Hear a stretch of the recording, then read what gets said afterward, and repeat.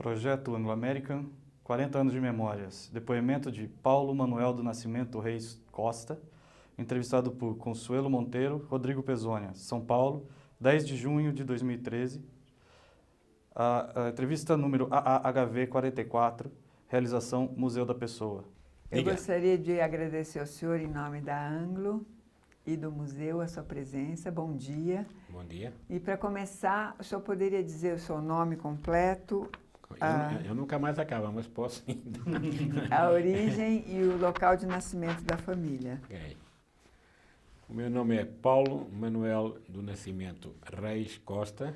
Nasci em Lourenço Marques, hoje conhecida como Maputo, tá? Moçambique. Tá? Os meus pais são de origem portuguesa e nasceram em Portugal. Tá? Em que data, senhor? Eu nasci em... Quer a data completa? 16 de fevereiro de 1950. Senhor Paulo, o senhor conta um pouquinho, então, essa sua infância em Maputo. O senhor lembra de alguma história que queira contar para a gente? Tem tantas histórias, né? Alguma? Uma história sobre... Olha, é complicado, tem tantas... Mas você quer uma história tipo... Da sua infância. Da minha infância? Que tenha marcado o senhor... Olha, tem várias, né? Tem várias. Teve uma que eu fui ver um jogo de futebol Benfica Sporting, tá? Tinha acabado de ser operado, tá? E fui meter na torcida do time contrário, tá? E 5 ou 10 minutos depois tinha quase 10 pessoas a me quererem agredir, tá? Mas tem várias histórias. Tem histórias de eu passar férias com amigos fora de Lourenço Marques, indo para a Ilha da Inhaca, tá? A Ilha da Inhaca é uma ilha muito bonita, tá? A gente dormia até na areia da praia, tá? Porque era bem confortável. Então há várias histórias que marcam, algumas que eu nem posso contar. Tá? Mas assim, história assim particular assim não. Tá? O senhor morava em casa? Eu morei em casa, sim. Junto com seus pais? Com os meus pais, tá? Minha família toda em Moçambique, tá? Os meus avós meu avô foi comandante militar de Moçambique, tá? O meu outro avô foi professor, ele foi mais ou menos exilado porque era anti-salazarista, tá? Então, meus pais se encontraram em Moçambique e eu nasci lá. Fiz a escola primária, tá? Na Escola Correia da Silva, fiz parte do colegial em Moçambique e depois fui para a África do Sul, tá? A terminar o colegial e aí fui para a Suíça onde estudei 4 anos de administração de empresas. Tá? Isso tudo é muito importante, mas nós estamos na infância ainda. Tá. O senhor lembra, quais eram as atividades econômicas de Maputo naquela época? O senhor lembra? Lembro. Você tinha muito turismo, tá? Construção civil, produção de cana-de-açúcar, sisal, algodão, tá? Pesca. Tá? Moçambique era um país, já que quer falar de Moçambique, é um país que era uma colónia, tá? Que tinha 100 mil europeus, tá? E quase 6 milhões de moçambicanos africanos. Né? Então, em 1974, tá? Quando houve a Revolução dos Escravos em Portugal, tá? Moçambique passou a ser independente em 1975, tá? Governado por um governo africano. Uma história talvez que me marcou foi em 1974, já após a Revolução, tá? Já que você quer uma história, houve evidentemente um levantamento, tá? De alguns portugueses que viviam em Moçambique, tá? E houve assim um certo confronto entre os portugueses que tinham vindo de Portugal e alguns moçambicanos. Eu estava em casa e via-se bastante confusão nas ruas durante 4 ou 5 dias, tá? E como é que era para o senhor ouvir essas histórias? Olha, para mim elas marcaram, não é? Marcaram porque eu sempre pensei em talvez viver o resto da vida em Moçambique. Quando se veio a independência, eu optei por sair de Moçambique. Fui trabalhar na Suíça um ano, de 74 a 75, tá? E depois, em 76, fui para a África do Sul, onde trabalhei 13 anos. Tá?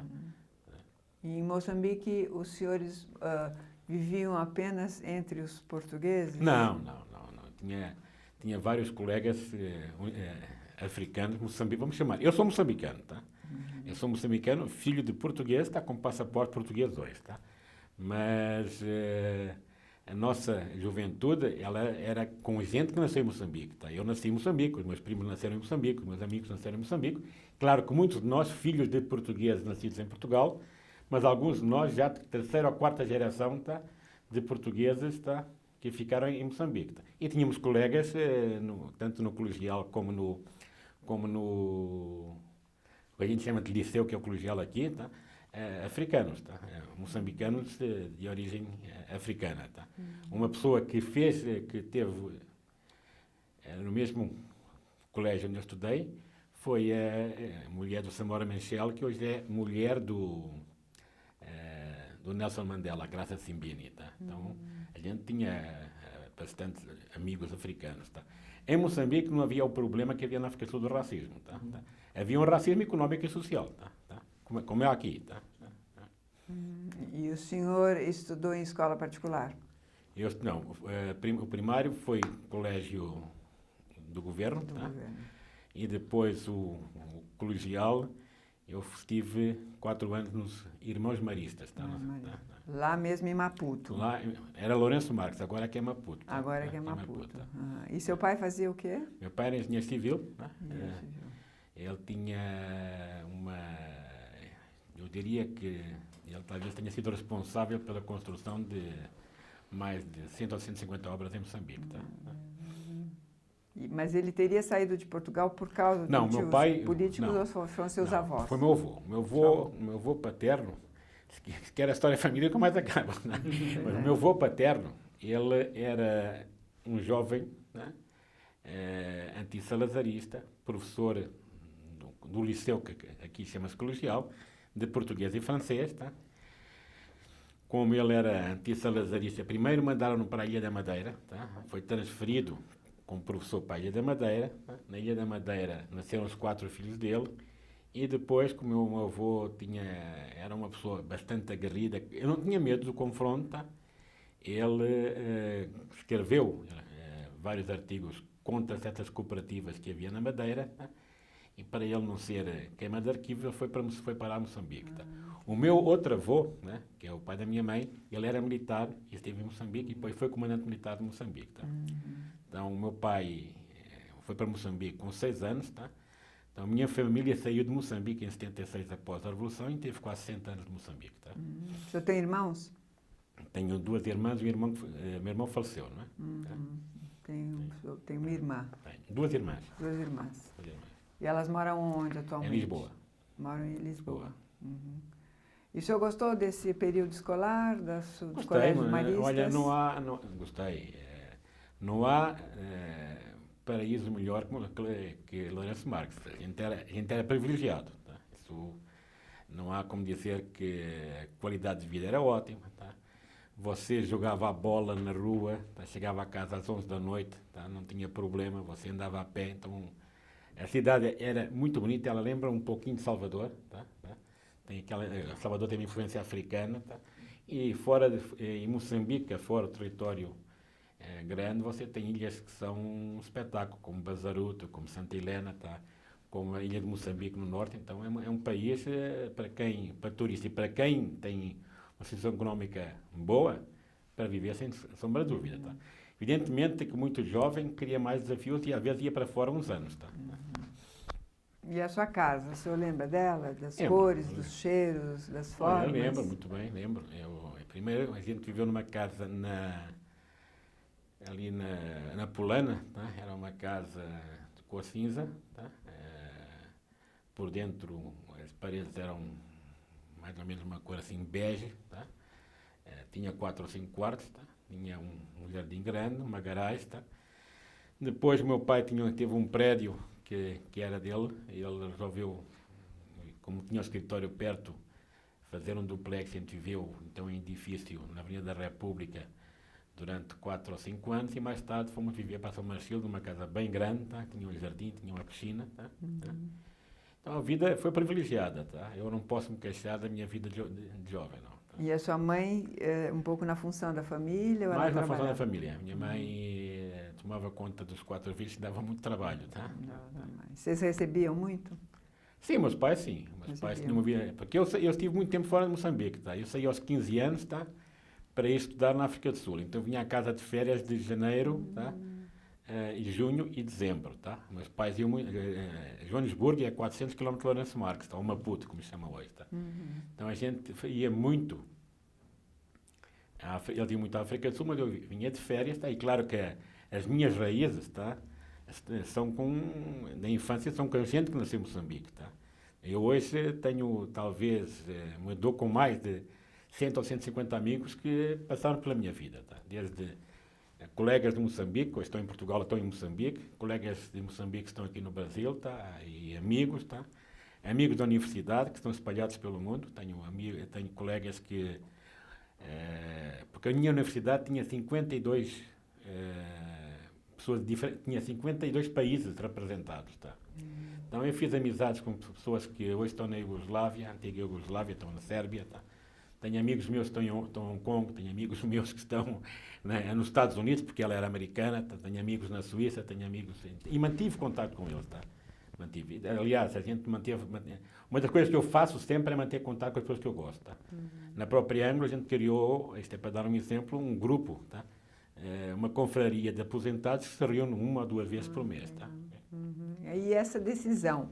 O seu pai dizia desde que o senhor era criança que aos 15 anos o senhor iria estudar em África do Sul? Foi uma... Olha, foi uma... Meu pai sempre achou que... Meu pai tirou curso na África do Sul, tá? Engenharia Civil, tirou na Universidade do Wits, tá? Meu pai sempre achou que falar inglês era muito importante para a tua vida futura. Então ele achou, tá, por 2 razões, que mudar de país, passar um tempo fora, aprender um segundo idioma, tá, só nos iria ajudar. Tá? E ele também se convencia que o ensino, tá, colegial era melhor, tá, melhor qualidade na África do Sul. Tá? Então essa foi uma das razões porque ele sugeriu que a gente estudasse no St. Albans College, primeiro em Pretória e depois fiquei no Demlin em Joanesburgo. Tá? E como é que foi a sua adaptação a uma cultura tão diferente? Olha, eu não falava uma palavra de inglês, tá? Então, os primeiros 2 meses foram complicados, porque você chega a um país, não fala, nem fala bom dia, mas não fala pouco mais, tá? Foi, por acaso, benéfico que ele se preocupou em nos pôr num colégio onde não havia português. Tá? Não era para a gente aprender o idioma mais rápido. Tá? Esse foi o objetivo. Então, ao fim de 2 meses, tá? Eu e o meu irmão falávamos inglês fluente. Tá? E isso facilitou a nossa integração. Estive no St. Albans, que é em Pretória, que é um colégio anglicano. Eu sou católico, mas o colégio era anglicano. Tá? Facilitou essa integração e depois passei 1 ano em Joanesburgo, num colégio chamado Demlin, onde eu fiz o exame para a universidade. E eram colégios internos? O primeiro era assim, o St. Albans era. O morava não. Lá? Morei lá, a gente tinha várias atividades esportivas, tá? Eu pratiquei rugby, né? Cricket, tá? Que são esportes totalmente atípicos aqui no Brasil. Hoje já se fala muito em rugby, tá? Mas eu jogava rugby, jogava cricket pelo colégio que representava e até hóquei em campo. Tá? Depois fazia os esportes comuns, como futebol, como um pouquinho de ténis. Hoje não faço nada quase, tá? Só ando a pé. Tá? O esporte era valorizado nas escolas? Na África do Sul fazia parte vamos dizer, do currículo, tá? Do colégio e parte da disciplina. Tá? Por exemplo, a gente quisesse ou não, tá? A gente muitas vezes não era obrigado, eles achavam que a gente devia tentar fazer cross-country. Tá? Então eles davam-nos opções. A cross-country era como uma corrida de 15 km de manhã, tá? Pelo um tipo de trilha. Tá? Então o ténis, tá? ou natação, você tinha que optar por 1 ou 2 esportes, tá? Como atividade semestral. Tá? E esse menino de 15, 16, 17 anos já sabia o que queria ser quando crescesse? Olha, não. Eu sabia que queria ser alguma coisa, mas nunca me preocupei, tá? E as coisas na minha vida, elas vieram, vamos dizer, ao acaso, tá? Eu acho que Deus esteve sempre lá dizendo, olha, vai por aqui, rapaz, tá? E foi isso que ocorreu, porque quando eu fui para a Suíça, tá? Eu fiz o exame à universidade, cheguei e concorri a uma vaga numa escola de hotelaria, tá? Que é em Lyon, tá? E a vaga... havia muita demanda e a vaga era uma vaga que só estaria aberta 18 meses após ter acabado o colegial. E eu sabia que tinha um primo meu que estava neste colégio que é o American College, tá? Tirando administração de empresas, e depois o objetivo dele era ir para Harvard para tirar um Masters em hotelaria, tá? E eu acabei por optar para ir para o American College, fazer administração de empresas, e depois desisti da hotelaria e fui trabalhar, tá? Trabalhei 1 ano ainda na Suíça, num grupo chamado Vodro Frères, tá? Em que, como aquilo era uma aldeia, tá? Porque a universidade ficava bem perto, tá? De Lausanne, tá? E o Vodro Frères era uma distribuidora de alimentos e uma financeira, tá? Então, muitas vezes eu estava trabalhando e o dono, que era um francês, pedia, tá? Para eu ajudar o distribuidor de comida, e eu metia-me no caminhão com ele e ia distribuir comida. Mas trabalhei ali 1 ano na parte financeira e na parte de logística também, tá? O senhor podia repetir o nome da empresa? Na hora Vodro, V-A-U, Porque na hora da transcrição... D-R-O-C, Frères, que é irmãos, tá? Vodro Frères. Isso mesmo. E também, quando eu fui para a Suíça, eu não falava picas de francês, tá? Mas não era uma necessidade imediata também, porque a universidade ela era em inglês, tá? Ela tinha como objetivo, ela atraiu muitos alunos do Médio Oriente e muitos filhos de americanos, tá? Que estavam em bases militares na Europa, tá? Então, e eu comunicava bem em inglês, tá? Falava inglês fluente e aprendi o francês, tá? Dentro da universidade. Falei francês fluente, que agora estou há 30 anos sem praticamente praticar, mas viro bem francês, tá? O senhor morava na universidade também? Não, eu morei, o primeiro ano foi numa residencial da universidade, e depois eu passei, aluguei um chalé com mais 2 colegas, tá? E nós vivíamos num chalé, tinha 3 quartos, tá? Cada um tinha o seu quarto, tinha uma sala grande, tá? Que era bem mais agradável que viver, e não era mais caro, tá? Do que viver na universidade, tá? Mas ficava a 500 metros do campus, tá? E a sua mãe ia junto para ver como é que o senhor ia se instalar, ou o senhor se virava sozinho? Eu fui sozinho, tá? E a minha mãe foi comigo à África Sul, porque ia lá nos visitar praticamente a cada 3 meses, tá? E às vezes passava lá 2 semanas. Ela tinha um apartamento em Pretória, tá? E ela fazia, evidentemente, o objetivo de ver como é que a gente estava, tá? E está connosco. Ela foi sempre bastante participativa, tá? Mas quando a gente vai para um país que fica mais distante, a coisa é mais complexa, tá? Havia o telefone, que era o meio de comunicação, tá? E nesse meio, e ela foi, meu pai foi, ela foi, tá? E depois, meu pai aqui 1 ou 2 vezes foi lá passar o Natal comigo. Meus pais não eram divorciados, mas como eu ficava na Suíça, não ia a Moçambique de vez em quando no Natal, ele passava comigo e a minha mãe passava com meus outros irmãos, tá? Mas isso foi só 1 ou 2 anos, que depois eu fui passar a Moçambique, tá? E a escola era mista? A universidade era mista? Era mista, era. E como é que era a relação com as moças na época? Ótima. Não, a gente não se pode queixar. Não se podia queixar. Não. Eu criei muitas amizades, tá? Aliás, namorei com algumas colegas, tá? Namorei com uma moça que era turca, tá? Durante 2 anos. Infelizmente ela faleceu há pouco tempo de um ataque de coração, tá? Dá para ver que a gente mantém contacto, tá? E namorei uma moça chilena, que é filha de mãe chilena, pai americano, tá? Esse foram os namoros mais sérios. O resto era ficante, tá? Não era ficante. Mas era bom. E havia sempre um ambiente muito agradável, tá? Havia um ambiente sadio, tá? É uma coisa que eu tenho que é raro. As pessoas, quando olham para mim, acham espanto. Eu não conduzo, tá? Eu não... Não dirige? Não dirijo, né? Detesto, tá? Então, quando eu gosto de fazer as coisas que faço, as poucas coisas que faço, mais ou menos bem feitas, tá? E quando fui tirar o que a gente chama carta de condução, tá?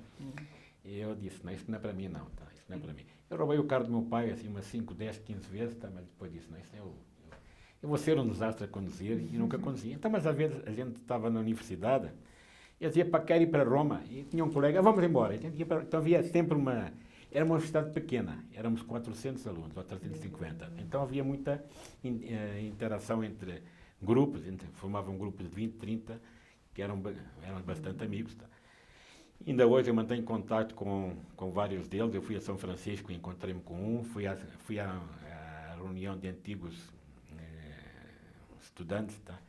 Quando eu me aposentei em junho, em agosto, por coincidência, havia uma universidade, uma reunião de antigos alunos da universidade, 7 ou 8 anos, estavam mais de 100 pessoas presentes, e do meu curso estavam 4 ou 5, que eram os meus melhores amigos, foi coincidência. Um cara de Hong Kong, que era meu companheiro de chalé, um cara que era da Iugoslávia, era Iugoslava, que também era do grupo de 5, e mais um canadense que vivia em Hong Kong. Então a gente se encontrou com mais 2 colegas da universidade, não nos víamos há 35 anos e eu levei a minha mulher comigo, tá? E foi surpreendente, porque quando eu cheguei ao aeroporto de Geneve, tá? Para ir até um lugarzinho na fronteira da Suíça com França, e eu olhei para trás e vi esse meu colega que eu não via há 37 anos, tá? Que é o Alvan, tá? E chamei, ele me chamou, a gente meteu-se no carro e parece que a gente não se via há 3 meses, tá? Parece que a gente estava falando, voltando de férias para a universidade, tá? E voltando de férias para a universidade e falando de como é que foram as nossas férias, tá? A gente então resumiu quase 35 anos em 3 horas. E depois fomos para... este evento foi na universidade, tá? No bairro onde ela era, que era em Lausanne. E a gente foi às discotecas onde a gente ia, aos bares onde a gente ia, aos restaurantes onde a gente ia. Então foi reviver, tá? 1971 a 74 em 2011. Tá? Voltando à universidade, bom, eu imagino que na Universidade de Lausanne não se falava em mineração. Não. Nunca se falou em mineração, tá? Eu era até ir para a África do Sul um leigo em mineração, tá? E eu nunca fui um técnico em mineração. Eu conheço os processos de mineração por maneira superficial, tá? A minha parte foi mais o que a gente chama de back-office, tá? Né? O senhor pode descrever um pouquinho isso? O que é o ser back-office? Olha, a gente toda a área administrativa. Então, quando eu vim para a Anglo, eu era um fornecedor de serviços, a área administrativa estava comigo, a área de RH estava debaixo da minha responsabilidade, a área de auditoria, a área de expatriados, tá? Seguros. Eu fui presidente do fundo de pensão do grupo aqui durante quase 16 ou 17 anos, tá? Então esses serviços eram prestados para várias empresas do grupo, tá? Okay? E a gente chama isso o back-office, ou a parte administrativa, o suporte administrativo. Tá? E tendo tido uma formação europeia, como é que isso se encaixou no Brasil? Olha, eu diria que vou te responder em 2 partes, se você não se importa. Eu diria que na universidade você aprende muito pouco. Tá? A gente pensa que sabe tudo e não sabe nada. Tá? Isto é, a gente vai aprendendo, a vida é uma experiência. Tá? Então, eu saí da universidade, fui trabalhar, como eu te disse, no Vador Freire durante um tempo. Depois estive com o meu pai em Espanha, que ele tinha saído de Moçambique e estava pensando em abrir uma pequena escritório em Madrid, mas depois desistiu e eu fui para a África do Sul. Tá? Então, a minha primeira universidade foi a Siemens. Tá? E na Siemens eu aprendi uma coisa muito importante. 2 coisas, tá? Que eu levei ao longo da minha caminhada. Tá? Ser responsável para com quem trabalha contigo. Tá? Então você tem que gerenciar as pessoas que fazem parte da tua equipe, tá? E a segunda coisa é que ninguém sabe mais que ninguém, tá? Isso, quando eu fui contratado pela Siemens na África do Sul, eles me disseram: você está vendo aquela senhora ali? Estou. Ela vai ser sua colega. Tá? Ela sabe muito mais do que você. Ela não tem curso, tá? E eu disse: isso a mim não me preocupa se ela sabe mais do que eu, porque eu vou aprender com ela, tá? E eles diziam: o curso, tá, te dá uma certa base, tá? Mas é com a experiência, tá, que você aprende. Então, quando eu cheguei para Siemens, todo e qualquer processo, por mais burocrático que fosse, ou mais básico que ele era, a gente fazia. Tá? Por exemplo, pagar uma fatura. Tá? Não era parte do meu trabalho, mas eu tinha projetos, tá, que eu controlava, projetos grandes. Tá? E eu aprendi todo o processo, tá, desde carimbar a fatura, tá, até a fatura ir para o departamento de contas a pagar e entrar como custo no projeto. E essa teoria da Siemens era: você só aprende fazendo. E eu concordo com ela. Tá? Aqui na Anglo, tá, quando eu cheguei a Anglo, eu diria que eu já vinha com uma certa maturidade, tá, e vim para um cargo já de mais responsabilidade, tá? Com 11 anos ou 12 de experiência profissional, e diria que o que me ajudou de ter estado numa universidade europeia foi que eu conheci várias culturas, tá? E aprendi bem a lidar com as pessoas. Tá? Eu, apesar de ter cara de bravo, tá? Eu lido bem com as pessoas e elas se dão bem comigo e se abrem comigo. Tá? Então eu acho que isso me ajudou a chegar ao Brasil. Fui muito bem recebido. Tá? Não posso reclamar de um colega, tá? Quando eu cheguei aqui para trabalhar na Anglo. Tá? E nós tínhamos um ambiente, tá? Que eu diria que era inagualável. Tá? Era muito raro ver um cara de nível gerencial ou de diretoria de querer puxar o tapete de alguém. Tá? E essa conversa inicial de vir para a Anglo, para o Brasil, foi lá na África? Como se deu essa conversa e como é que foi? Essa história é muito interessante, tá? Porque eu nunca pensei em vir para o Brasil. Confesso que eu nunca pensei em vir para o Brasil, até porque o Brasil já tinha cá estado. Tá?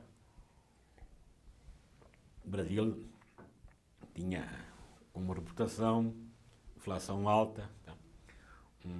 Um governo ditatorial, tá? Que estava também chegando ao fim, mas como a gente tinha tido a experiência, tá? Em Moçambique, de uma descolonização um pouco dura, tá? Em que muita gente correu risco de vida, o meu sogro, tá? Dizia, pá, vai ficar na África do Sul, manda o currículo. Tá? E eu tinha uma certa amizade com ele e disse, olha, eu só tenho interesse, para sair da África do Sul, 3 países, tá? Canadá, não sei porquê, Austrália, tá? Ou Portugal / Espanha. E um dia, eu estava no escritório,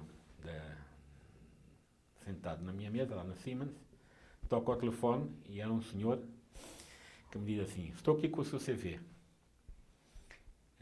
Foi enviado pelo Dr. Mário Ferreira. Eu não conhecia o Mário Ferreira. Sabia que ele era conhecido de um conhecido do meu sogro. Essa coisa da vida. E disse, Sr. McJanet, eu estou com um pequeno problema, não posso ir visitar o senhor hoje. Não precisa ser hoje, pode ser a semana que vem. Disse, mas para que é que o senhor queria? O Dr. Mário Ferreira quer que eu o entreviste. Tá? E eu disse para ele, tá bom, eu vou ir falar com o senhor. Na semana seguinte fui até ao escritório dele e quando um cara jovem às vezes fala assim muito rápido, disse, olha, Sr. McTiernan, eu não estou interessado em ir para o Brasil. Foi assim mesmo. Mas tá bom, mas porque ele começou com a conversa. Eu tenho já uma oportunidade para si no Brasil. E eu disse, eu tenho interesse em trabalhar na Anglo, mas se for outro país, tá? E se fosse outra pessoa, ele dizia, olha, pode ir embora. Obrigado, tchau, tchau. Eu disse, não, já que está aqui, tá? Você não se importa que eu bata um papo contigo? Bom, com certeza. Tá? E a gente ficou batendo um papo, 1h30. Eu perguntava daqui, eu respondia da colar. Tá? E diz-me ela assim, a Anglo é sua cliente. Eu disse, é assim, as áreas que eu sou responsável na Siemens, tá, como gerente comercial, fazem um certo serviço para a Anglo e eu conheço bastante pessoas da Anglo. Então, assim, dá-me 2 referências da Anglo que te conhecem, dou assim. Tá? E depois perguntou, você não se importa que eu mande um relatório sobre esta conversa para o Dr. Mário no Brasil? E eu, educadamente, também não ia dizer que não, disse, com certeza. Tá? São coisas da vida, com certeza, sem problema nenhum, pode mandar, esteja à vontade. E um mês depois toca o telefone. O senhor Mário está cá, o Dr. Mário está cá, ele gostaria muito de falar consigo. Eu já sabia que o Mário Ferreira era amigo de um amigo do meu sogro e que foi ele que se prontificou a entregar o currículo ao Mário Ferreira e achei que tinha que ir visitar o Dr. Mário Ferreira. Então fui visitar o Dr. Mário Ferreira, tivemos uma conversa de 1 hora e ele disse, era bom que tu fosse ao Brasil falar com o meu vice-presidente, que era um outro português chamado Francisco Guedes. Não sei se vai entrevistar ele ou não, mas vale a pena. Ele é um cara que... Foi um dos caras que iniciou aqui. Ele, um moço chamado Negrão de Lima, tá? O Manuel Regis, tá? Foi por isso que eu perguntei se ele falou muito. Tá? Os 3 são pessoas... O Regis é um cara extraordinário. Tá? E os outros 2 são importantes, fazem parte do início da história da Anglo aqui. Tá? Como o Mário Ferreira. E eu fui visitar o Mário Ferreira. Epá, era bom que tu fosses ao Brasil falar com o Francisco. Então, Mário, tudo bem. Eu pauto-me sempre por falar com quem eu trabalho o que eu estou fazendo. Então, eu fui falar com o meu diretor da Siemens e disse, olha, apareceu esta oportunidade, eu estou curioso, vou verificar se me interessa. Não, Paulo, à vontade, tá? Vai, só que ele disse assim, espero que tu não aceites, mas podes ir, tá? E eu fui, vim até cá, tá? A entrevista foi 15 minutos e disseram, você está empregado, tá? Eu disse, não é bem assim, tá? Não é bem assim, tá? Isto era Mário Ferreira, tá? Não sei se falaram Mário Ferreira, era Mário Ferreira, tá? Assim que ele era. Era. Eu disse, tá bom, então você manda para mim uma proposta, né? Que eu vou estudá-la e depois dou uma resposta. Meia hora depois, 2 semanas depois, me liga o Francisco Guedes e diz-me assim, epá, você ainda não mandou os papéis para a residência aqui? Eu disse, não mandei, pá, não tenho contrato de trabalho, como é que vou mandar isso para você? Não é preciso contrato de trabalho, pá, confia na gente. Foi assim, foi andando.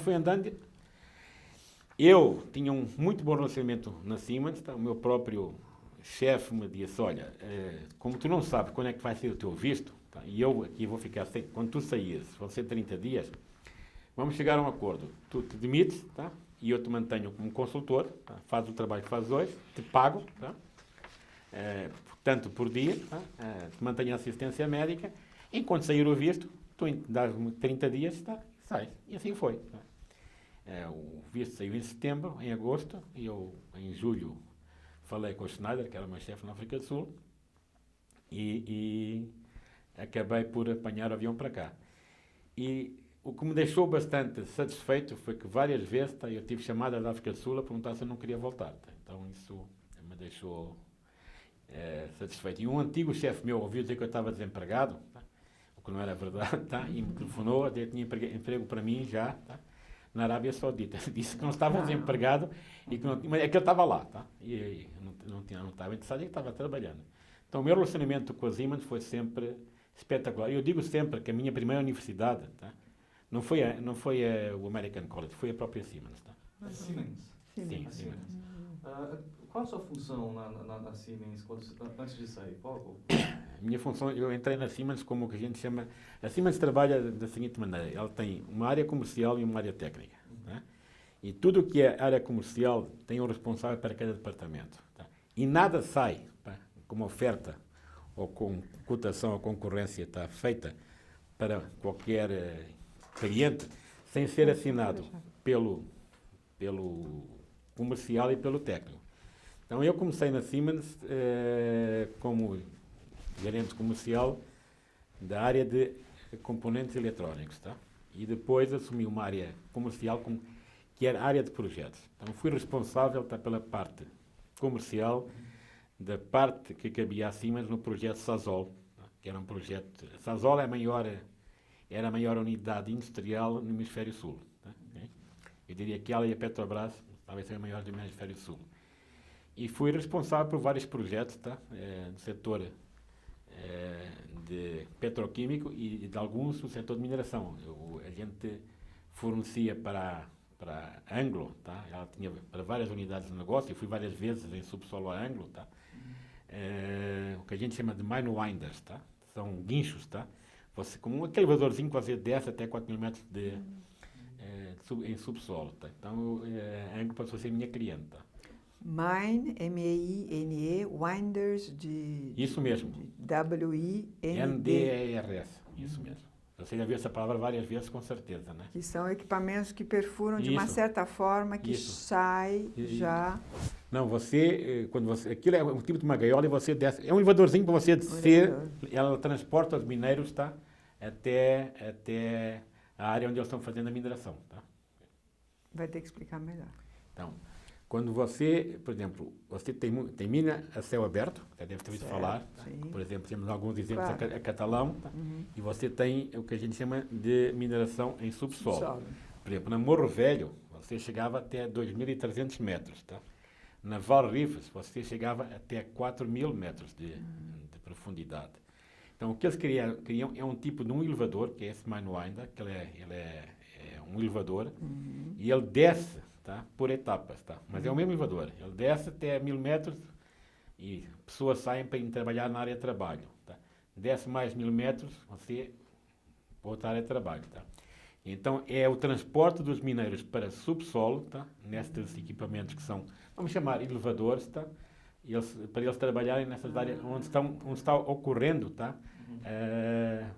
A mineração. Eu pensei que fossem equipamentos de perfuração não, e extração. Isso chama-se drillers, tá? São drillers. Drillers, tá? O senhor também oferecia? Pouco. Aí já é mais outra empresa, a Siemens não estava nesse setor. A gente oferecia muito o que eram sensores, tá? Quando eu estava na Siemens, que eram equipamentos de Simatic, tá? Então eles estavam na minha e eles davam a parte de automação era gerenciada por eles, tá? E o que esses sensores precisavam dizer para os mineiros? Eles não precisavam, eles automatizavam certa parte do processo. Por exemplo, o carril que vinha, tá? Ele era transportado mecanicamente, não era uma parte elétrica. Isso. Então, isso eram os fornecimentos... Para a Anglo, eu forneci mais equipamentos. Para empresas como a Sasol, era mais a parte de instalação elétrica do projeto e das unidades industriais. Tá? E o senhor diria que o senhor criava demandas na Anglo? O senhor dizia, olha, é melhor o senhor ter um equipamento que a gente... Isso era o meu colega da área técnica. Da área técnica. É por isso que a gente tinha toda essa parte de recomendação de equipamento, responsabilidade depois da entrega do equipamento, parte funcional do equipamento. E eu ia muitas vezes em subsolo para olhar qual era o progresso, né, desse projeto para poder faturar o cliente. Tá? Claro. Agora, e isso era feito em conjunto com o meu colega da área técnica. Mas quem era responsável por dizer, olha, em vez de usar este manual ainda com esta capacidade, ou este equipamento, tá, de automação, era mais a área técnica. Tá? Até quantos metros o senhor desceu? 4.000. E o que o senhor sentiu? Olha, pouco. Porque o sistema de ventilação em Valrives é bom. Tá? A temperatura, não entendi. O sistema de ventilação era bom, mas pouco porque eu tive lá 2, 3 horas cada vez. Tá? Agora, quem está trabalhando, tá? E quem está durante 6 horas, tá? Fazendo drilling, tá? Ou transportando o minério para o vagão, tá? A temperatura são 36, 37, 38 graus. Tá? Claro que em Lourenço Marques você apanhava dias de verão de 36, 37 graus. Mas é uma coisa muito desgastante. Tá? Muito desgastante. Tá? Mineração é vamos dizer, um negócio, tá? Ou uma profissão, especialmente para quem é mineiro, tá? De risco, tá? Porque de vez em quando já deve ter ouvido, cai, não é? Quando você faz a perfuração ou faz o blasting, tá? Cai e infelizmente às vezes você perde uma vida, tá? E uma vida é uma vida. Tá? A gente, morreu só um, não. Morreu um já é muito, né? Então, hoje em dia não. Hoje em dia é um tipo de atividade bem mais seguro que era há 30 anos, tá? E uma das coisas que eu gostava muito quando eu ia a subsolo, eu encontrava muitos mineiros que vinham de Moçambique. Tá? Africanos que havia muita contratação de mão de obra que vinha de Moçambique. E eles que estavam lá, gostavam muito de falar, tá? O português, a gente batia um papo ali, então era uma coisa interessante. Tá? Agora, o senhor vendia o equipamento e quem é que educava a mão de obra para o melhor uso do equipamento? Os colegas técnicos. Tudo também da área técnica. Porque, sim, da Siemens. Tá? E, evidentemente, depois ficavam facilitadores dentro da própria Anglo. Tá? E eles treinavam, vamos dizer, supervisores de mina, tá? Gerentes de mina, e eles é que depois faziam o treinamento, é parte multiplicativa desse treinamento. Não, tá certo. Tem alguma pergunta? Não, 11 anos, né? Você falou que ficou na 11. Assim, e eu dizia que ia ficar 11 na Anglo, mas enganei-me, fiquei 22. Ficou 22. Eu disse, eu não quero mais. Porque você se cansa, é como um futebolista, tá? É um pouquinho diferente. Você quer novos desafios. E quando conhece uma empresa, tá? Eu achava que... Quando eu cheguei a Siemens, ao fim de 6 anos, eu dizia, não quero ficar mais do que 10, 11 anos, tá? E foi por acaso. Fui para aqui, para a Anglo, e sempre pensei ficar 10, 11 anos e buscar outra atividade, tá? Mas a Anglo aqui é muito diversificada, tá? Então, acabei por ficar aos 22 e eu não me arrependo. Uma coisa que eu te posso dizer, eu nunca tive um dia que eu cheguei a Anglo chateado. Tá? A gente tinha, evidentemente, dias bem mais pesados, mas nunca houve um dia que eu me levantasse para dizer, hoje não quero ir trabalhar. E o que você acha que chamou tanta atenção assim, do Mário Ferreira, que falou assim, eu tenho que contratar esse cara? Olha, eu acho que nada. Eu acho que o Mário Ferreira tinha uma certa tendência para contratar portugueses. Tá? Eu tinha um currículo, tá, adequado, tá? Mas havia muitas pessoas que tinham um currículo adequado.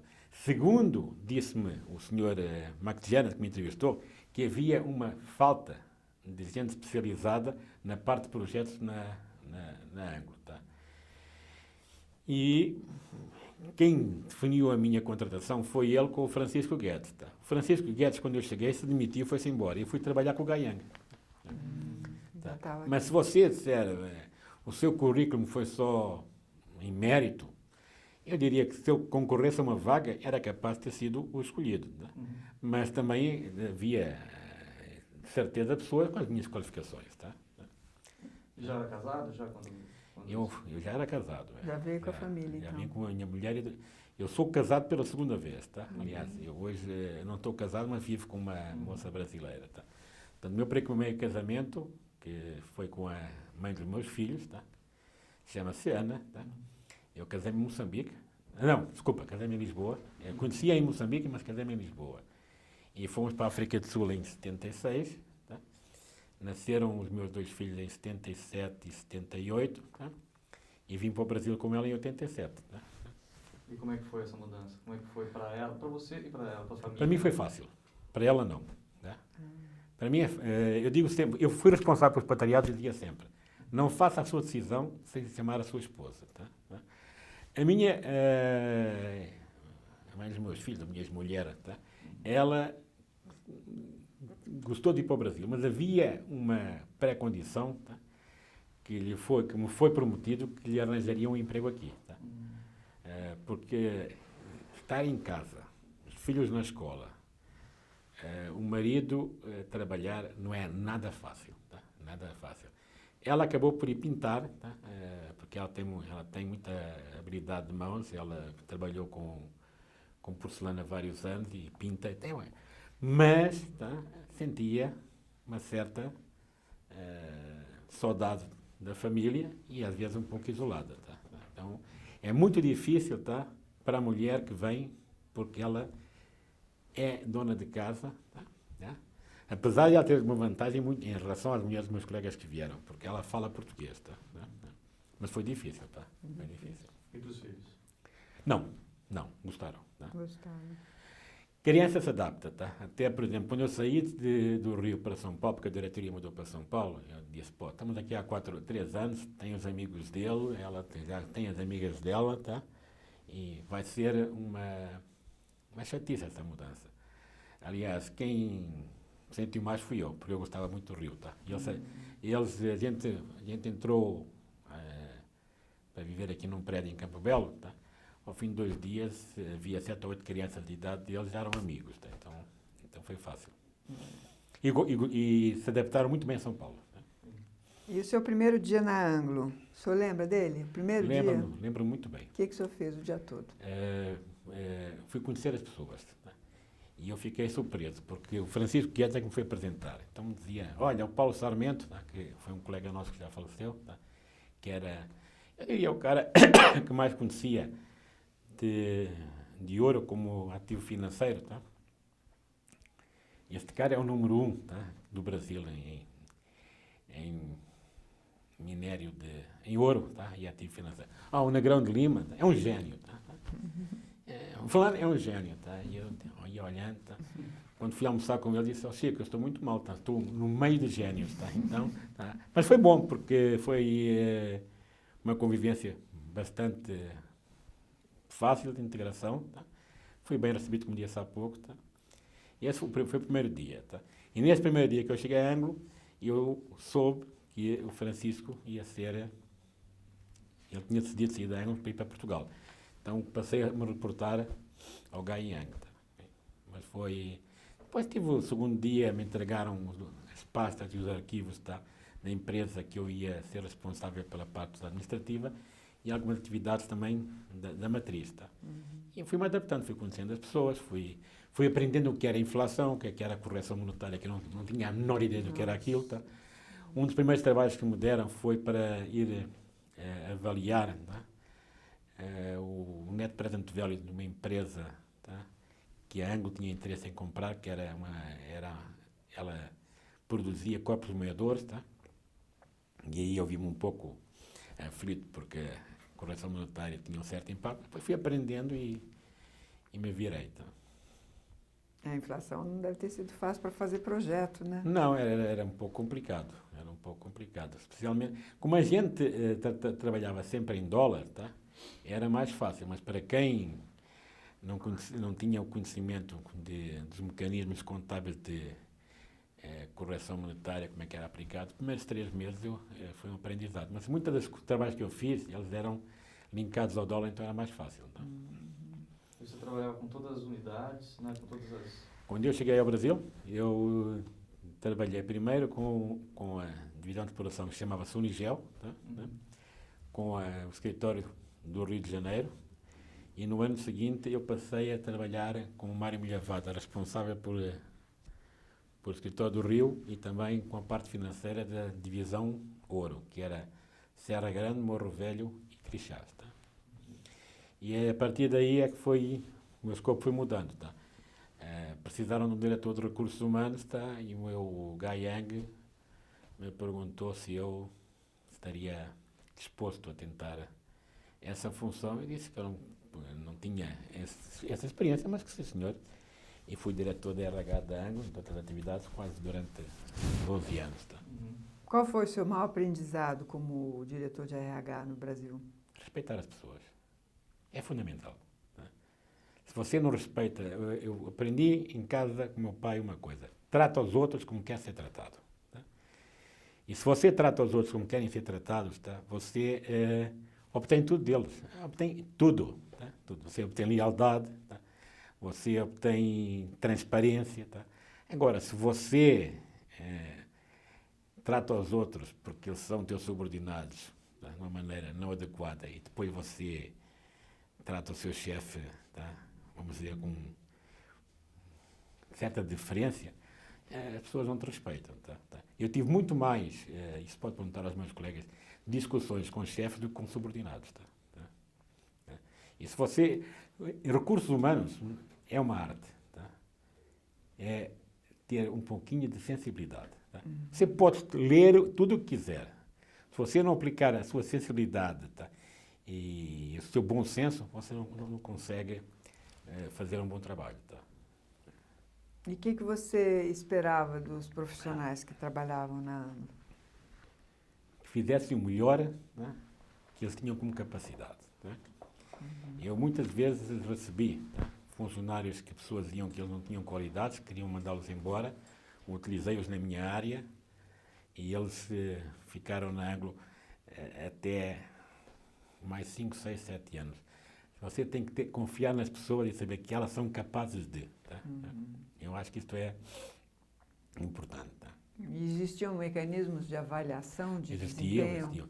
Aliás, existiam. Eu vinha, como eu te disse, na Siemens você era obrigado a ser responsável pela gestão dos seus colaboradores. Tá? Então, nós, em 1982, a gente aplicava o feedback 360. Eu podia criticar o meu chefe, tá? E os meus subordinados me podiam criticar. Tá? E isso passou a ser cultura da Siemens. Eu tive, vamos dizer, em português a gente fala arranca-rabos, tá? Com o meu chefe direto na Siemens, tá? Dizer que não, você é que prejudicou, tá, o meu desempenho nisto. Ele arguir, eu contra-arguir e provar que ele estava errado. Tá? E à noite a gente apertava a mão e ia jantar. Tá? E não havia antagonismo. Tá? Quando eu cheguei aqui ao Brasil, eu falei com o Gayang e disse, olha, eu gostaria de que a Unigel, como plano piloto, fizesse o trabalho de feedback 360 graus. Tá? E disse, você está louco, Se você, aqui no Brasil, subordinado critica, você vai perder o emprego, você vai perder todos os seus geólogos, tá? Então, isso foi ao longo do tempo que a gente foi conseguindo implementar isso. Então, foi um trabalho de convencimento e demorou alguns anos, tá? Como é que é o nome dessa ferramenta? Feedback 360. 360. É o 360 graus, tá? Você avalia o seu chefe, os teus peers, tá? Te avaliam e os teus subordinados também, tá? Escrito ou e-mail, como é que é? Não, Questionário? quando na Siemens ela era Verbal. cara a cara, tá? E você depois terminava o documento assinando se estava de acordo com vamos dizer, a avaliação que o teu chefe te fez, tá? O teu chefe tinha o direito não, mandava para o diretor executivo, tá, da área dele. E o diretor executivo, eu tinha contato com ele, tá? E ele mudava a nota. Uma vez que ele mudou a minha, eu fui perguntar porquê, tá? Porque eu acho que ele pode mudar, mas tem que explicar porquê. E ele não tinha explicação, tá? Tinha uma nota. Tinha, era, por exemplo, satisfez, excelente, tá? E para pagar a tua participação extra, tá? Eles baseavam-se na avaliação que era feita pelo teu chefe, com mais peso que os teus colegas da mesma responsabilidade, e depois o outro é que balizava, tá? E a Anglo hoje faz isto. A Anglo hoje faz, sim. Imagina as primeiras, como é que foram aqui Mas foi no difícil. Brasil. Aliás, quando a Anglo passou a trabalhar em unidades de negócio, tá? Isso passou a ser, vamos dizer, parte, tá? Do conteúdo, tá? Então, ela foi entrando, tá? E sendo-se posicionada, e entrou bem, tá? E tem a SEAT, né? Tem, mas isso é mais para a área de segurança, safety Segurança. e desenvolvimento. Tá? E como é que foi? Você se lembra como é que foi a primeira approach, assim, quando você falou assim, a gente vai trabalhar com essa ferramenta aqui? Bem recebido, muitos funcionários, porque, eu vou dizer aqui uma coisa, em confidência, então pode gravar aí, tá? Os primeiros bônus que eram pagos aqui para diretoras, era deste aqui, era mais no feeling, tá? No feeling. E eu ficava um pouco chateado com aquilo, tá? O que eu estou dizendo fica aqui, tá? Porque não vale a pena a gente... Era a diferença de cultura corporativa, né? Então, por exemplo, devo muito ao Guy Young, tá? Então, ele foi meu CEO, tá? Não precisa, pode deixar ficar. A gente pode até dar essa fita para o senhor, mas ela não vai ser usada nas... Acho que você falou que não vai ser Não, porque nós vamos só pegar trechos do que o senhor disse para a publicação bem. e para a exposição. Porque, então. fulano, vou dar 3 salários, tá? Fulano, nada. Eu perguntei, por que não dá nada para fulano? Por isto. Mas ele sabe, não sabia. Então, foi um processo de aprendizado, tá? E hoje é um processo maduro dentro da Anglo, tá? Mas ao princípio era difícil, tá? Você é que vai entregar a carta para o fulano porque o chefe dele não vai receber bónus. Eu disse, não. Tá? Não pode, nem que vou entregar eu o bónus para um cara que é subordinado de outro. Então, ao princípio foi a Anglo era uma empresa, espetacular, tá? Gosto muito da Anglo, mas ela era muito paternalista, tá? Era uma empresa familiar, tá? Então havia certas coisas que era do jeito que ela queria, mas ao longo do tempo foi mudando, tá? O senhor veio com brio aí para poder... Não, quando eu assumi RH, isso ao longo do tempo a gente foi melhorando, tá? Foi melhorando. E também o seguinte, é uma coisa que eu digo, o Guy, tá? Era uma pessoa que ouvia as pessoas, tá? Ele não era uma pessoa contundente ou que não mudasse de opinião, tá? Então, tanto ele como o Simon e outras pessoas, e nós também, tá? Havia sempre havia um diálogo muito grande, tá? Então, às vezes eram hábitos que estavam dentro da Anglo há 30, 40 anos, que para mudar tinham que ser feitos devagar, tá? Uma pergunta? Bom, então nós estamos, o senhor já está há quanto tempo, então, na Anglo, para voltar um pouquinho? Eu fiquei na Anglo 23 anos. Você aposentou lá? Aposentei. Que ano você aposentou? Em 2010. Junho de 2010. Nossa, 2010. Foi. Mas passa rápido, pá. Passa rápido. Já passaram 3 anos. E não me arrependo. E como é que você vê o desenvolvimento desse período, a Anglo, a partir desse período que você teve lá? Eu diria que você fala enquanto eu estive lá ou depois? Enquanto esteve lá, né? Os antes e os depois. Não, eu diria que a os Anglo, marcos, as rupturas. Tem tudo, ou tinha tudo, para ser a maior e melhor empresa do mundo para trabalhar e para ser a maior no setor de mineração. Tá? Então, o ambiente de trabalho na Anglo era espetacular. Tá? Não sei se vocês têm ouvido isto. A diretoria da Anglo de 1988 até 2010, com as várias mudanças que teve, era de 95% dos meus colegas gente da mais alta qualidade e do mais alto companheirismo. Tá? A gente podia discordar, mas não havia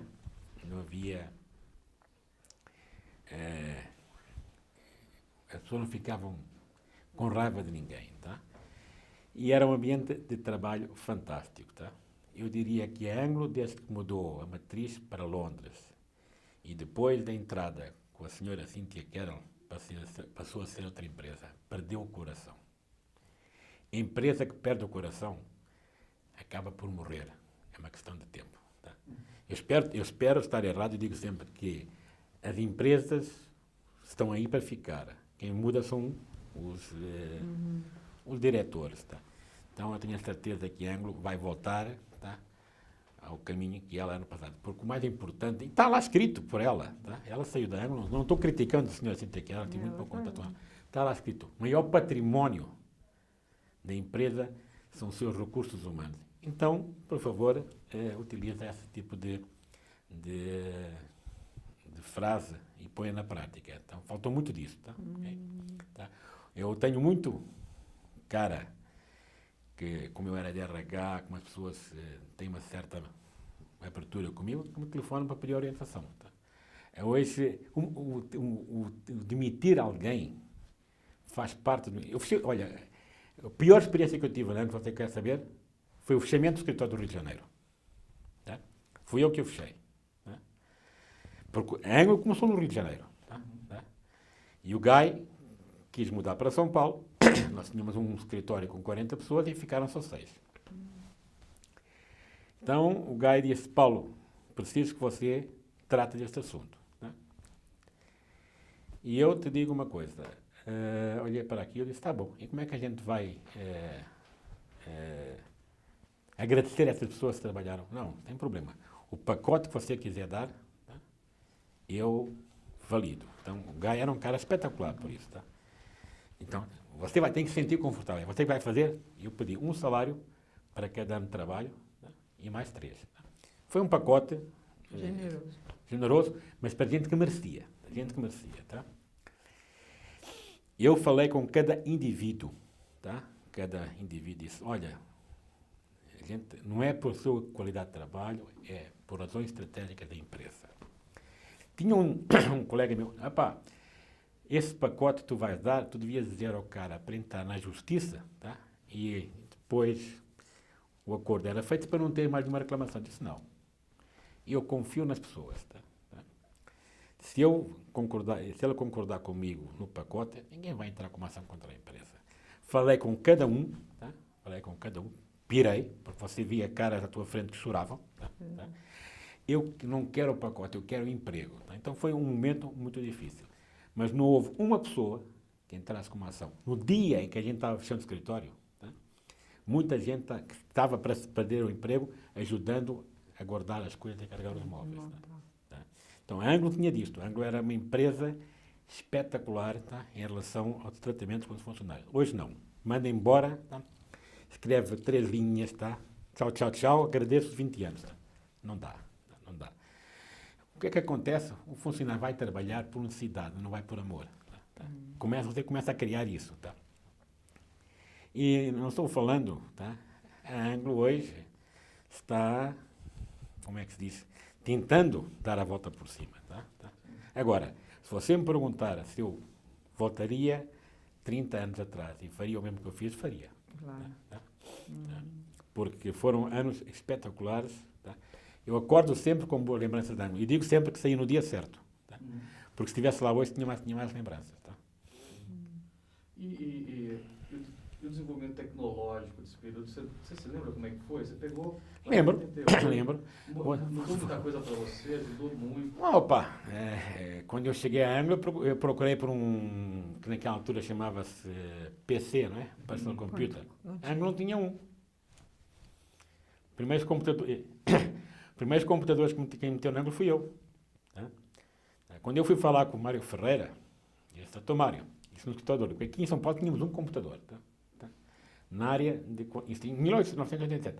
O sistema telefônico, eu vinha da Siemens, tá? Era arcaico. Era arcaico. Tá? Mas a Anglo, ela dava para os acionistas o que eles queriam. Crescimento e lucro. Tá? Então, ele não pode criticar. O Mário Ferreira era um péssimo administrador, mas um tremendo empreendedor. Tá? Se o Mário Ferreira tivesse negociado a Val, tá? A gente teria ficado com participação na Val. Tá? Ele era um cara... Era um visionário, um empreendedor e um péssimo administrador. Tá? Agora, se a Anglo cresceu, tá? Mário Ferreira. Tem também a participação, não sei se vão entrevistar, do Juvenil Félix. Sim, acho que sim. Também foi um dos braços direitos de Mário Ferreira quando ela começou aqui no Brasil. O Mário Ferreira foi comprar a Kennecott, tá? Praticamente sem a tradição da África do Sul. Tá?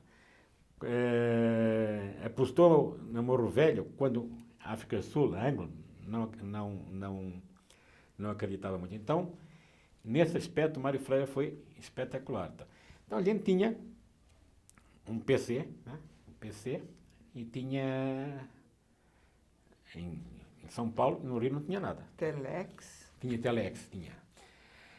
E o Mário, eu tinha que fazer um trabalho que era juntar duas empresas da Anglo, tá? E fazer um neto presente velho a 30 anos, tá? Com um desconto no fluxo de caixa. E perguntei, Francisco, estava cá há 2 semanas, onde é que era a sala de computação? Ele disse-me lá no 9º andar, que era a sala onde ficava o Regis, tá?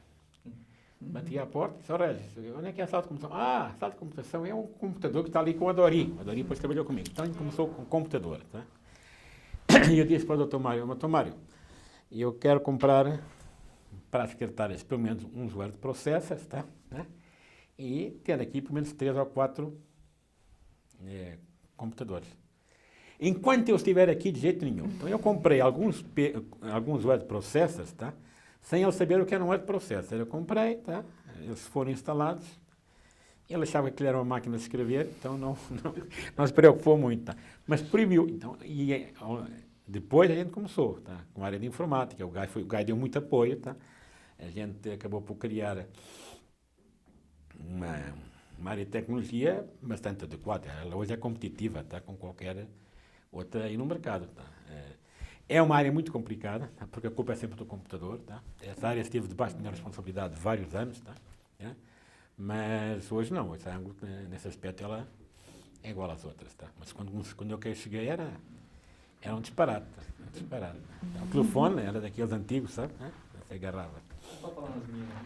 Diga? E para falar nas minas? Dava para falar. Por rádio, dava. Aí era rádio, né? Isso com a Morro do Nica, mas com o Morro Velho era pelo telefone, tá? E funcionava bem, tá? Apesar do sistema ser arcaico, você ligava diretamente. E também tínhamos alguns telefones, tá? Que era linha direta, então, que era para evitar o PBX, tá? E hoje, que tipo de pergunta o senhor faria para um jovem que queira entrar na Anglo como diretor de recursos humanos? Exatamente o que eu lhe disse. Primeiro, como é que ele iria estruturar a sua área, tá? Quais seriam os pontos mais importantes, tá? Para que ele tornasse aprimorasse, tá? Esses recursos, tá? Para que se conseguisse agregar valor à empresa, tá? Se você tem um cara que é competente e você lhe dá as ferramentas, tá? Você agrega muito valor à empresa. Se você traz qualquer pessoa, uma pessoa que não está comprometida, tá? Primeiro, para mim, comprometimento é o base. Porque quem tem comprometimento e se tiver pouco conhecimento, acaba por aprender, tá? Toda pessoa que quer aprender, aprende. Então, comprometimento é, evidentemente, que lealdade para com a empresa, tá? O senhor acha que dá para, numa entrevista, dá para perceber isso? Dá, na maior parte dos casos dá. O senhor está preparado? A gente se engana às vezes, não é? A gente às vezes pensa que contratou um cão chupando manga e depois é um desastre. E outra vez pensa que esse cara e acaba por entrevistar, ter uma grata surpresa. Entrevistei um indivíduo que me dizia assim, como é que ele dizia? Na verdade, tá? Parece que não é verdade, mas na verdade. Ele falou isso umas 20 vezes. Tá? Eu disse, se este cara mentir metade das vezes que ele disse que vai falar a verdade, é tão mal.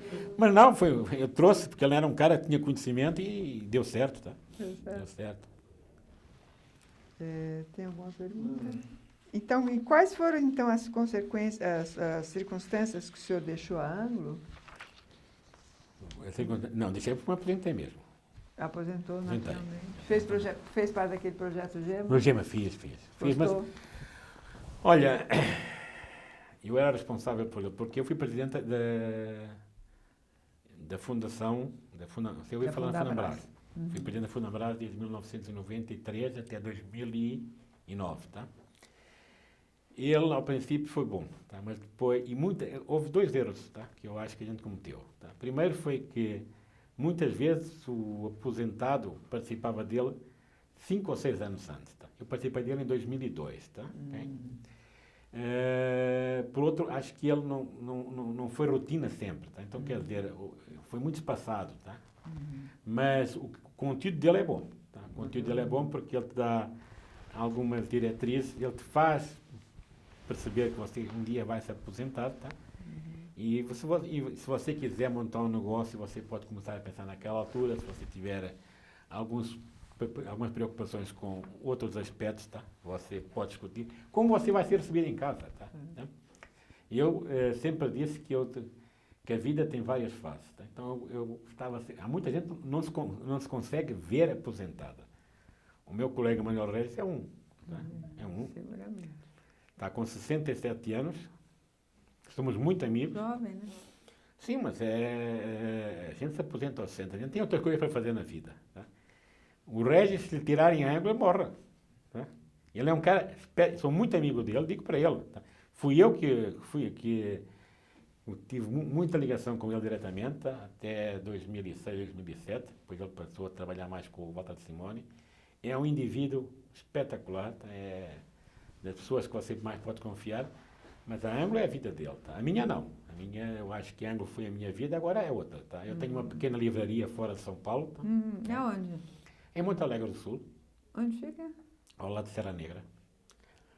Ao lado de Serra Negra. Eu comecei a pensar em me aposentar e ter alguma coisa para fazer, tá?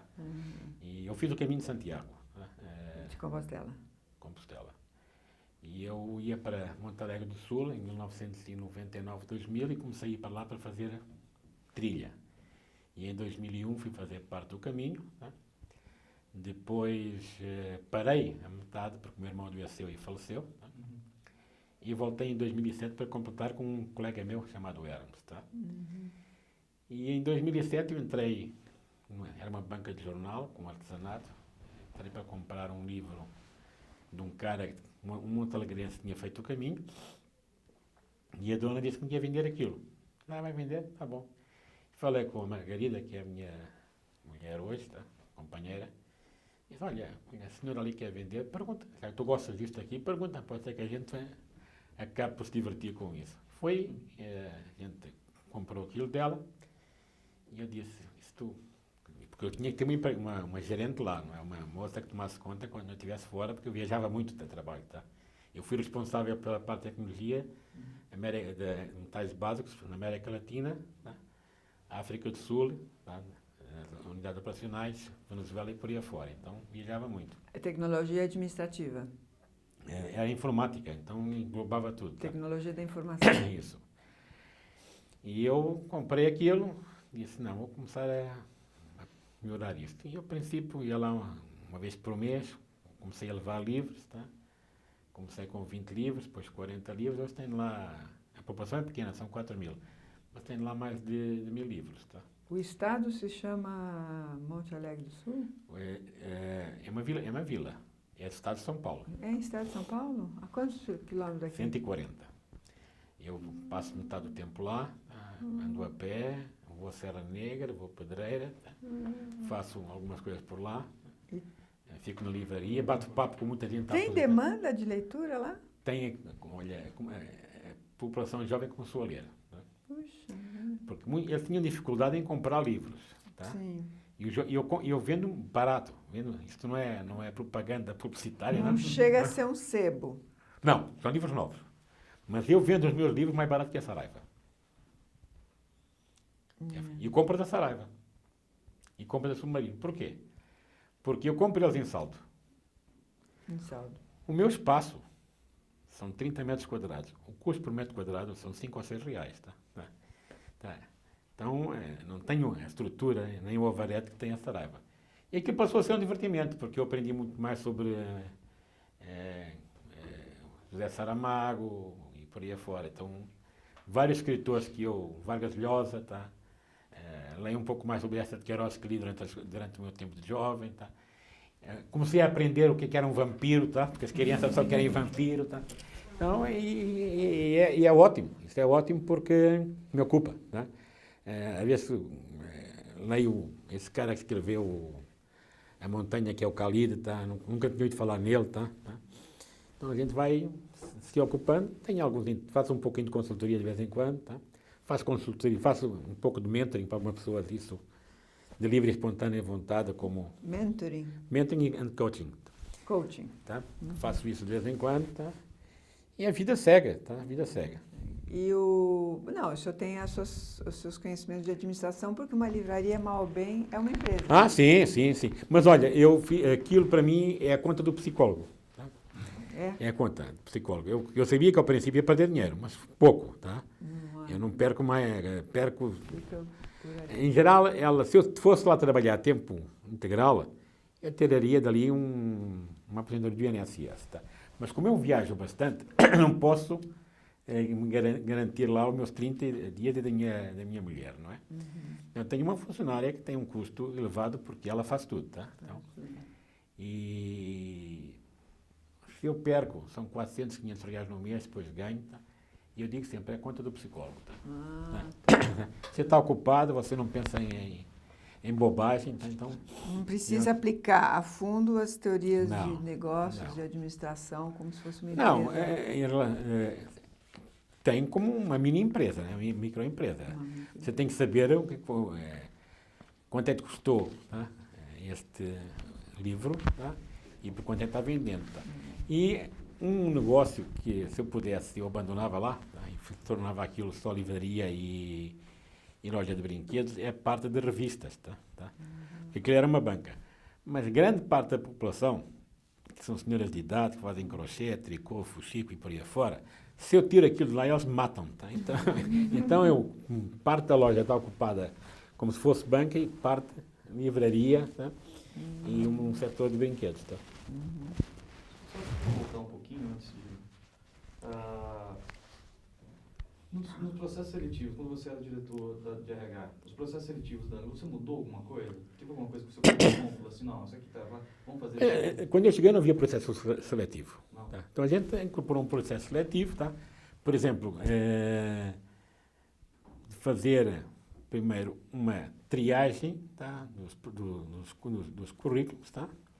Depois de agarrarem 4 ou 5, e quem fazia a maior parte do trabalho era a Cristina, você não sei se conheceu a Cristina Isola, que era a parte de dinâmica de grupo, tá? E os 2 ou 3 candidatos finais, tá? Muitas vezes eram entrevistados por mim e pela pessoa com quem ele ia trabalhar ou com o próprio presidente. Tá? Mas o meu foco na Anglo não foi só RH. Tá? E eu tive... Se eu te resumir a minha carreira na Anglo, eu cheguei em 1987, tá? Assumi a diretoria administrativa de exploração, como eu te disse, e fui responsável pelo escritório do Rio Parte Administrativa. Tá? Depois de assumir a área de RH, tá?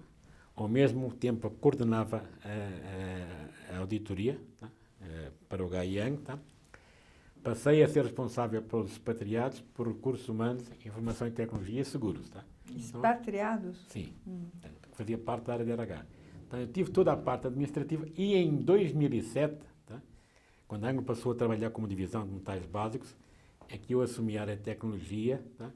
E aí era uma função global. Eu era responsável pela informática Brasil, divisão de metais básicos, Chile, então eu ia muito ao Chile, Venezuela, Peru, tá? Irlanda, Namíbia e África do Sul. Me reportava ao diretor financeiro da divisão de metais básicos que estava em Londres, tá? Fazia 24 viagens por ano, tá? Ficava aí 5 meses no total fora do Brasil, tá? E então essa foi a minha carreira, uma pincelada, tá? RH eu assumi RH em 1990, depois entreguei RH para uma outra pessoa em 95, tá? Devido ao escopo que eu tinha, e as pessoas pediram para eu assumir RH outra vez em 2001, tá? Aliás, quem foi a pessoa que insistiu nisso e pediu para eu voltar para a área de RH também, foi um cara que vocês devem entrevistar, Ricardo Weiss. Já entrevistamos. Um cara, boa gente. E como é que era trabalhar com tanta gente diferente, de tanto lugar diferente? Muito bom, muito bom. Você aprenda... Quando você gosta de gente, é fácil. Tá? Os chilenos é uma cultura difícil. Tá? Os chilenos é uma cultura difícil. Tá? Mas eu não tive problemas. Ainda hoje tenho amigos no estilo. Tá? Você tem que se moldar, tá? E respeitar a cultura de cada um. Eu acho que o grande problema da Anglo, hoje, é que não respeita ou não compreende a cultura de cada região. E o grande maçanete da Anglo, no passado, é que ela deixava, por exemplo, os brasileiros, tá, ser responsáveis pelo Brasil. Quem sabia o que era melhor para o Brasil eram os brasileiros. Tá? Quem sabia o que era melhor para o Chile eram os chilenos. Tá? Na altura em que se tomam decisões em Londres, tá, que afetam o Brasil, sem as pessoas se preocuparem em compreender o que é o Brasil, você vai pagar um preço. É o que está ocorrendo. Tá? Compra, isso também aqui vai para uma compra da Minas Rio. Tá? Compra da Minas Rio. Tá? Não sei, já devem ter ouvido isso. Não é? Tá? Nada contra comprar a Minas Rio. Até acho que foi um passo bem dado, tá? Porque a gente tinha interesse em entrar no setor de ferro. Foi como foi comprada. Tá? Foi comprada por gente que não conhecia o Brasil, que não sabia como é que funcionava direitos minerais, que não sabia, tá, certas complicações, e em vez de comprar 51% e dividir o risco, não, comprou 100%. Tá? Então, isso não acontecia até 2005, 2006, 2007. As pessoas que queriam comprar se informavam com gente como o Dr. Juvenil, tá, como o Ricardo, como eu, como o Walter, como o Pedro Paulo, tá, que é um cara muito competente, tá, e conhece bem toda essa parte de mineração. E eu era responsável pela administração e ele foi responsável pela parte técnica também aqui no Brasil. A gente trabalhou juntos muito tempo. Tá? E o Pedro, tá, metia-se no que sabia e eu metia-me no que sabia. Tá? E a gente trabalhava juntos. Tá? Agora, quando você esquece, tá, que tem gente capaz em certos países, você paga o preço. Tá? E ainda pagou. Tá? Isto aqui fica aqui. Mas todo mundo sabe que já falei isso. Tá? Então, e lá também falam, tá? Muita gente fala. E hoje ela tem que lutar, tá, para continuar. Agora não há como voltar atrás. Tem que fazer de Minas Rio, e tem tudo para fazer, um processo bem sucedido. Agora, demorou mais tempo, tá? E custou à empresa. Tá? E o fato dessa implantação da tecnologia de informação em vários países diferentes, ouvindo o que o senhor disse a respeito das culturas, como é que o senhor se prepara para chegar a esses países tão diferentes como o Chile? Olha, eu primeiro... Para implantar o processo, tem que ser um padrão, sim, né? Havia sempre um intercâmbio já, há muitos anos. Eu fui ao Chile a primeira vez com um colega sul-africano, por causa... Ele estava a fazer uma auditoria de RH, tá, para o Sr. Guy Young, tá, que era um senhor chamado Rob Lloyd, e eu não conhecia o Chile e fui lá pela primeira vez em 1988. Tá? E a partir daí você começa a criar um certo relacionamento com as pessoas. E o bom é sempre dizer, olha, eu estou indo aí para ouvir a tua opinião. Tá? Então, sempre que eu ia para fazer qualquer coisa, eu pedia a opinião, não só do pessoal da área de tecnologia, mas também com os usuários. Tá? Se você implementa qualquer coisa que não tem utilidade para alguém, tá? E força a goela abaixo, não funciona. Então, é muito importante você compreender, por exemplo, os chilenos têm uma diferença do brasileiro, tá? E do português, tá? O chileno é muito sensível à crítica. Ele é muito nacionalista. Tudo que é de lá, se você brincar com eles, tá? Eu brinco, tá? De que o vinho argentino é melhor que o vinho chileno, tá? Para eles era uma ofensa. Hoje já não, tá? Porque eles conhecem quem está brincando. Então, você sabe que o chileno, para você criticar algo, tá? De uma maneira construtiva, tem que ter 10 dedos. Aqui não. Aqui se você falar e a pessoa reparar que você está, como é que se diz, falando, querendo ajudar, é muito mais bem recebida a crítica aqui do que no Chile. Tá? Também houve 3 fatores. Eu vivi com multiculturas na universidade. Eram 52 países diferentes. Tá? Eu trabalhei na África do Sul com alemães, sul-africanos e ingleses. Quando eu vim para Anglo, já conhecia bem a cultura sul-africana, que é anglo e inglesa. Tá? Então, muitas vezes eu era o elo, tá? Para trazer certas coisas para o Brasil, porque eles tinham bastante confiança na minha maneira de agir, e porque já me conheciam. Tá? Então, muitas vezes eram alocadas certas tarefas para mim, tá? E fui sempre me dando bem com as pessoas. Tá? E essa tecnologia da informação era diferente para cada lugar? Não, ela passou a ser global, tá? E passou a ser bem mais cara, tá? E talvez não tenha trazido o benefício que a gente espera. Tá? Porque o que é que você tem um contrato global para infraestrutura, tá? E você vai ter que depender do fornecedor que está em Londres e da Anglo em Londres, se você tem aqui uma HP ou tem aqui uma empresa ABC. Tá?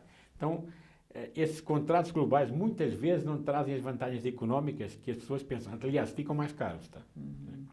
E houve muito problema nos últimos 4 ou 5 anos para implementar. Tá? Para implementar, né? Houve. Especialmente agora. Tá? Ela foi complicando, porque a própria HP começa a ver, isso não é mineração, não é fácil. A gente tem localidades, tá? 4 mil metros de altura. Não, ainda tem as restrições governamentais. Claro, alguns países têm reserva de mercado, isso. outros não. Mas isso têm. acabou. Tá? O pior, nesse aspecto, foi o Brasil até 1989. Tá? A Chile foi sempre uma economia aberta. Tá? E a própria África do Sul também nesse aspecto era aberta, Londres também. Então as decisões que vinham de Londres nesse aspecto, elas eram fáceis de implementar. Tá? Havia uma certa confusão muitas vezes em relação a se empresas venezuelanas podiam ter os dados de um servidor no Brasil, mas isso não era problema, não. E a criação de banco de dados, planilhas, todo tipo de... Algumas eram padronizadas, outras não, porque muitas vezes a demanda de uma catalão na área técnica é diferente da demanda de uma... Claro.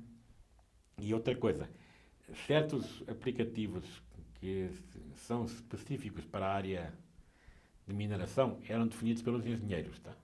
Por exemplo, data mine, tá? A gente dava o suporte de infraestrutura, mas quem era responsável pelo produto, pela sua implementação, pela sua utilização, eram os caras que o utilizavam para fazer avaliações da reserva. Porque deve ser difícil essa conversa, né, entre a pessoa da informática e a pessoa E o engenheiro. do negócio, né? Especialmente com o pessoal do negócio, que é o CEO, o diretor financeiro, tá?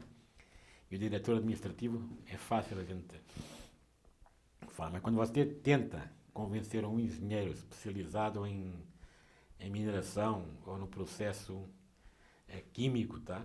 De que esse produto é melhor que aquele, às vezes... E eles sentem que têm que ceder. Tá? E por um lado está certo, porque se der errado, tá? Exato. Eles é que são responsáveis. Então havia certos softwares que a gente só dava o apoio de plataforma e o apoio e a parte técnica e funcional era definido por eles. Tá? Eles formatavam. É. Bom, acho que a gente já está no final da entrevista. E o que o senhor gostaria de acrescentar alguma coisa a mais? Que a gente não tenha perguntado, que o senhor gostaria de falar? Quero reiterar aqui, primeiro, que é um prazer estar aqui falando da Anglo, tá? Estar com vocês. Tá? A Anglo, e eu diria que a Anglo, faz parte da minha vida. Tá? Então, falar da Anglo para mim, tá? Eu falo sempre com a dedicação e o amor que sinto por ela, tá? Tenho um orgulho muito grande, tá, em ter tido 23 anos, tá, de trabalho numa empresa como essa, tá? Isso eu digo, e mais, vou dizer para terminar, fui um cara muito feliz trabalhando na Anglo. Tá? Não tenho eu acordo muitas vezes e digo assim, houve algum dia ruim na Anglo? Não houve. Tá? Então eu digo sempre que Deus me abençoou em ter saído em julho, tá, 2010. Estava planejado, tá? E acho que ele disse, vai-te embora, rapaz, não te vai dar bem aqui. E esse projeto de contar a história da Anglo por um meio de um projeto de memória, o que o senhor acha? Espetacular. Acho que devia ter sido feito. História de uma empresa tem que ficar.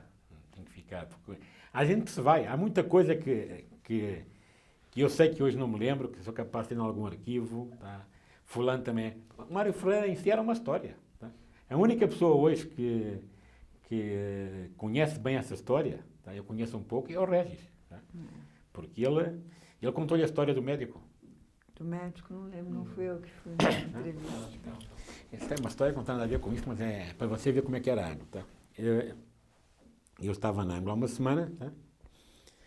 E o Manuel Regis, só eu fui com o Dr. Mário, o Dr. Mário, chamei cá um especialista, porque eu estava com ele, e ele mandou pagar a consulta.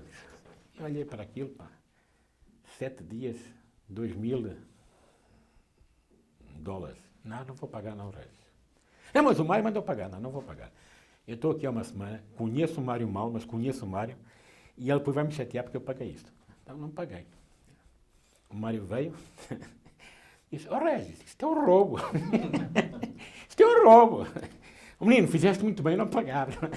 E aí o Regis, tá, teve que chamar o médico, negociar com o médico a tarifa, e o médico acabou por vir, ser pago e ainda limpar os ouvidos do Mário Ferreira. Então o Mário era um cara muito carcante, tá? Isto quer dizer, há certas histórias dentro da Anglo que se você conta para alguém, ninguém acredita. Ninguém acredita, né?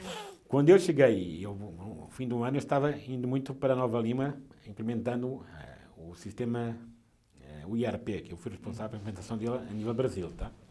Foi o maior projeto de informática. IRP? IRP, era o ILIPS. E o Gabriel, que foi uma pessoa que teve 44 anos de Anglo, ele contava histórias de Morro Velho e da Anglo, tá? Que hoje a gente não tem mais escritas, tá? Que eram pérolas. Eram pérolas, tá? Eram pérolas. Então o Regis é o cara ideal para... Eu acho que se você não faz isto a cada 10 anos, tá? As pessoas vão se embora. Especialmente agora, que é rotatividade, se você reparar, tá? O mundo sai, o diretor sai a cada 4, 5 anos, tá? Você perde um pouco da história, tá? Uhum. E o senhor se sentiu como fazendo parte dessa entrevista aqui hoje? Muito bem, muito bem. Que bom. Muito bem. Senti-me à vontade, lembrei velhos tempos. Se encontrar algo que acha interessante, eu mando para você. Tá? Vai ser. Acho que tem lá uma fotografia, tem lá um livro, tá? Não sei se você recebeu, que foi... Só devia 10 ou 15, que me foi dado pelo Bob Era, não sei se você ouviu falar no Bob Era. Sim. Que foi um cara que esteve no projeto da Codmin, tá? Quando ela começou, tá? A compra, não sei se lhe falaram, na compra do grupo Oxalho pela Anglo, tá? Com a venda do ouro, tá? Então há várias coisas que estão por aí, mas aí é preciso muito tempo ir buscar. Entrevistaram o Mário Milhavada? Acho que não. Não. Vale a pena. Vale a pena. Troca uma ideia. O Mário Milhavada fazia parte do grupo Rothschild quando a Anglo o comprou. Ele tem muito para contar. Tá? Muito para contar. Talvez ele e o Regis sejam pessoas que tenham mais para contar. Ele, o Regis e o Pedro Paulo. Tá? E sonhar? O senhor sonha ainda? Sonho sempre. Conta um sonho pra gente. Com o mundo melhor. Sonho com o mundo melhor. Eu busco e não busco. A felicidade me acompanha. Tá? Então, o meu sonho é continuar sendo feliz, é ajudar as pessoas, tá? É ver este... Eu hoje sou meio brasileiro, meio português, tá? Eu acho que o Brasil tem tudo para ser um país feliz para todos, tá? E os sonhos que a gente tem é de ver os filhos bem na vida, de ver a família bem, tá? Sonho, tá? Em voltar a Santiago de Compostela mais uma ou duas vezes durante a vida. Tá? É um lugar que espiritualmente me faz um bem danado. Tá? Eu agora fui lá, andei 100 quilômetros, tá? Ali eu me encontro, tá? Tenho tempo para mim e para falar com Deus. Então, não é a religião que é importante, é Deus para mim que é importante. Então, quando eu faço esses 110, 120 quilômetros, tá? Ou 700 ou 600, aquilo faz-me, dá-me... Você vem outro, você vem transformado para melhor, tá? Voltando lá para trás, agora eu lembrei que eu não explorei um assunto que eu achei interessante, essa responsabilidade pelos expatriados. Queria que o senhor contasse um pouco como é que foi isso. Olha, foi uma experiência interessante porque eles, se eu vim para o Brasil como local, eu fui contratado como funcionário local, eu tinha a vantagem de falar, tá, o português e conhecer um pouco da cultura brasileira, já tinha cá estado de férias. Tá.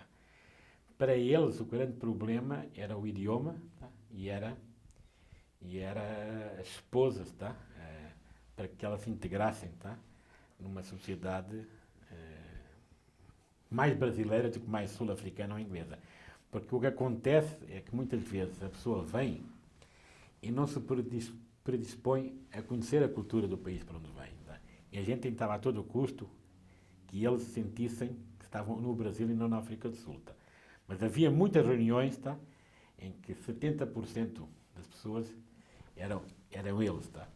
Por outro lado, ao longo do tempo, a gente foi... Porque muitos deles ficaram 10, 15 anos. Tá? Então, muitos deles passaram-se a sentir parte, tá?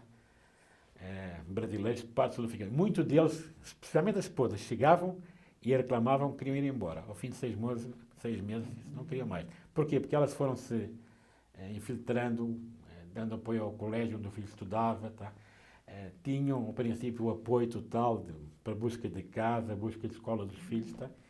E foram gente com quem eu criei uma certa amizade. Tá? Não teve que ter um departamento para se ocupar disso? Nós dávamos um apoio por parte da RH e um apoio pela parte administrativa. Tá? E depois eles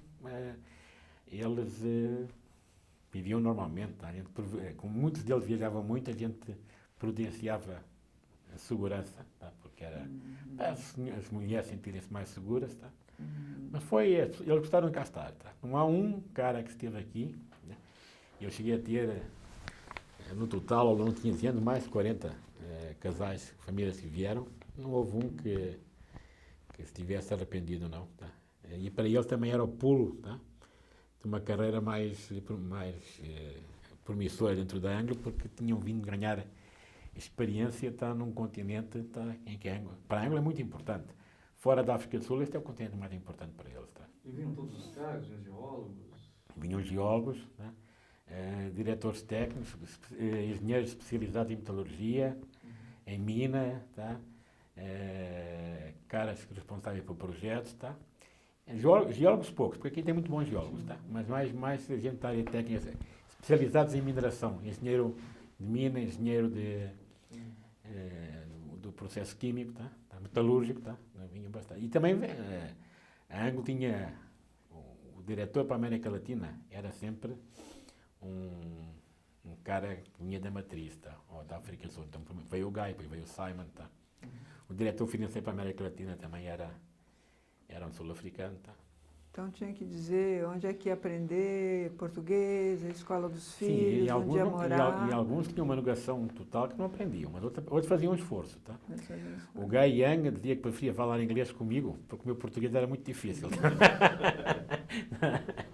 era melhor. Eu prefiro que você, a princípio, você vai falar português comigo. Tá bom, Guy. Tá? E o português fala um pouco rápido, não é? Tá? Então, para ele, e o meu pai falava o dobro da rapidez que eu falo. Tá?